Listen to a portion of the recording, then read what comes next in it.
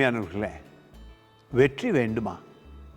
துன்பங்களை தாங்கி ஜெயமெடுக்க விரும்புகிறீர்களா?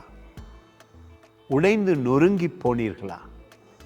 வாழ்க்கையில் விரக்தி அடைந்து சோர்ந்து போய் தப்பிதங்கள் நடந்து விட்டதே, பிரச்சனைகள் வந்து விட்டதே, அநேகர் கைவிட்டார்களே, கடன்பட்டேனே, நோய்பட்டேனே என்று வேதனைப்படுகிறீர்களா? எல்லாவித சூழல்களையும் மாற்ற இந்த நாளிலே தேவன் உங்களோடு பேச போகிறார். பாருங்கள், யோவான் புத்தகத்திலே 10ஆம் அதிகாரத்திலே 27வது வசனம், என்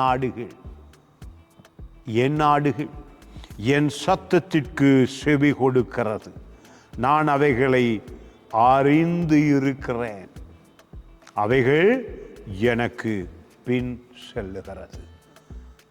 கேள்வி என்பது, கேட்பது என்பது, வார்த்தையை திரும்ப திரும்ப நீங்கள் கேட்கும் பொழுது இருதயத்தில் தியானம் வருகிறது.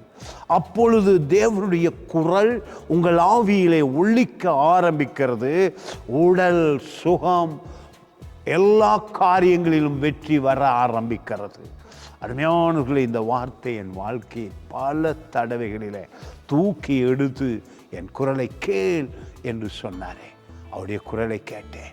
துன்பங்கள் ஓடியது, வேதனைகள் ஓடியது, பொருளாதார நெருக்கடிகள் ஓடியது. வாழ்க்கையிலே ஆசீர்வாதத்தை அனுபவிக்க, சுகத்தை அனுபவிக்க, சமாதானத்தை அனுபவிக்க, நிம்மதியை அனுபவிக்க ஆரம்பித்தேன். காரணம், என் உள்ளத்திலே வேத வார்த்தையை கேட்ட உடனே ஆவியிலே அவைகள் என்னோடு பேசியதால் என் விசுவாசம் அனல் கொண்டு எழும்பியது, வெற்றியும் வந்தது. உங்களுக்கும் அதே கிடைக்கும், இயேசுவின் நாமத்தினாலே. God bless you.